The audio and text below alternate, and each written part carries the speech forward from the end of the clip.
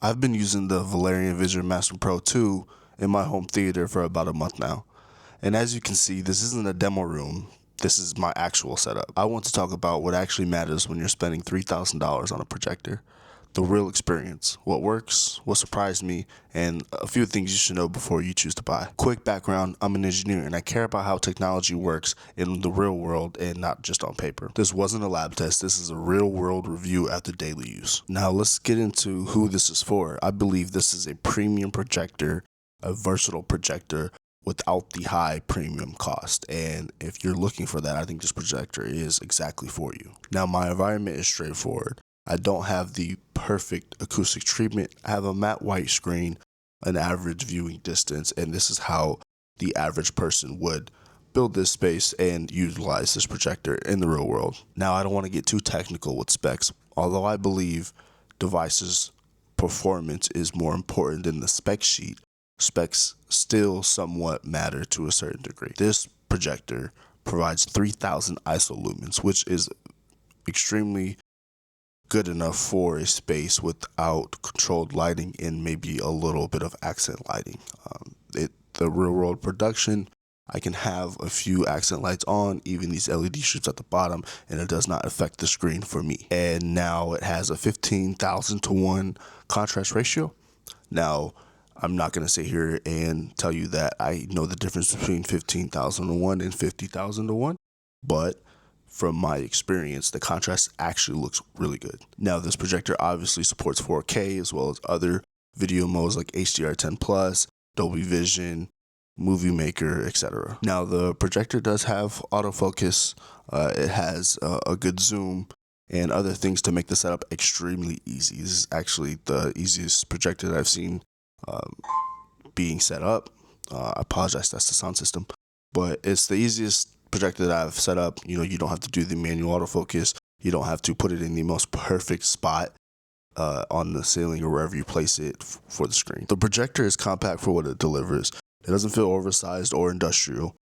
Build quality is excellent. There's premium materials, has a clean finish. This is something you can leave visible without it looking like a tech box sitting in your room. The build actually feels intentional. I love the gloss. I love the weight of the projector. It actually feels premium, and for $3,000, I would expect something to not feel like a plastic toy. But image quality is where this thing actually performs. The brightness is more than adequate. Even with some ambient light in the room, the image holds up pretty well. Contrast is strong. Dark scenes maintain depth. Highlights pop without blowing out. Black levels are better than expected. You don't have the washed out grays. The EBL technology preserves shadow detail while keeping dark scenes dark. You still see texture and you still see depth. I don't hear fan noise. I actually don't think I've ever heard it at all.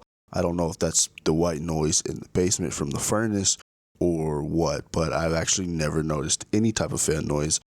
There was an update recently and there were talks on Reddit about the fans kicking on pretty high when it's in this certain mode. I never actually experienced that either. So yeah, the Google operating system is pretty easy to use. It's just like any other operating system. It's pretty fluid.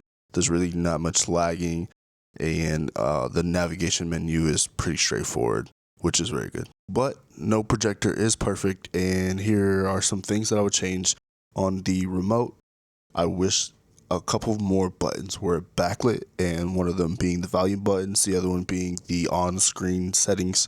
And the on-screen settings button is just where the small bar of settings menu will pop up on the screen instead of you actually pausing the video and having to change the whole screen to the whole settings section, if that makes sense. So it's like a quick access setting section where you can adjust the picture and sound and different things and see the picture in the background of what you're adjusting. Now, another thing I noticed is a little bit of laser speckle, and I do have a matte white screen, which people suggest. I don't have an anti-speckle screen, which Valerion actually offers, and I might grab one just to try it as well.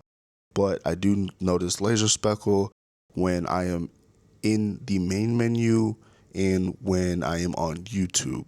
But when I actually put on a movie, I don't know if it's the video quality of being Dolby Vision or what, but it actually disappears. It could be that I'm no longer looking for it and I'm immersed in the movie. So I would say while watching content, it's actually not noticeable. So I don't know what the deal is with that. I don't know if people have a different level of sensitivity to laser speckle. I don't know if somebody else will see it more than me. I did host the Super Bowl, and nobody said anything about laser speckle. I didn't notice any laser speckle, so it's not a deal breaker to me. Laser speckle is pretty common in laser projectors. Again, it's not a deal breaker, something very minimal.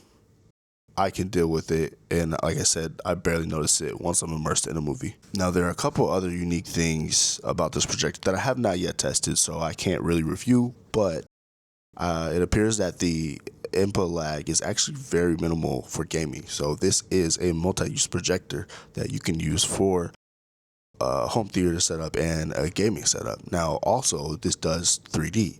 I've seen other reviews where the 3D actually works and it actually looks good.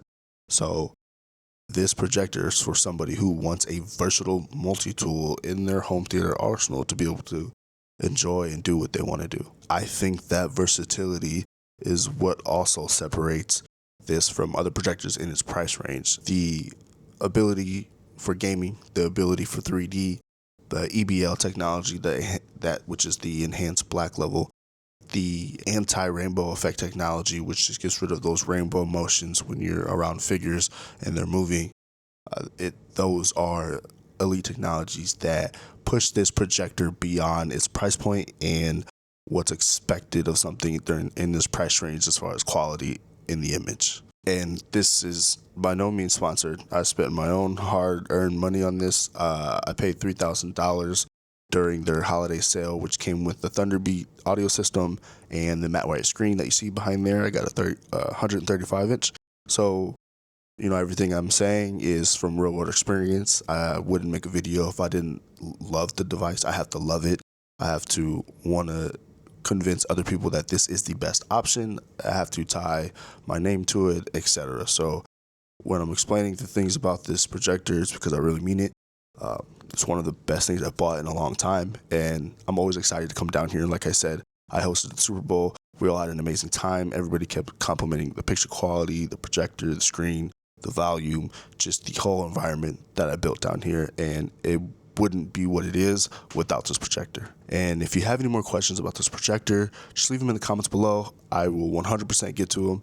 And if you found this helpful, please give me a follow. I will be reviewing other Valerion things I have, like the screen and the Thunder, which I bought the center channel for to make it a 5.1.2 system. And those reviews will come out soon. I also have a bunch of other tech that I recently bought or have had in the past and used as far as audio and video and things like that I will also review. So if you like reviews, if you like technology, if you like building things, home improvement, etc., stay tuned.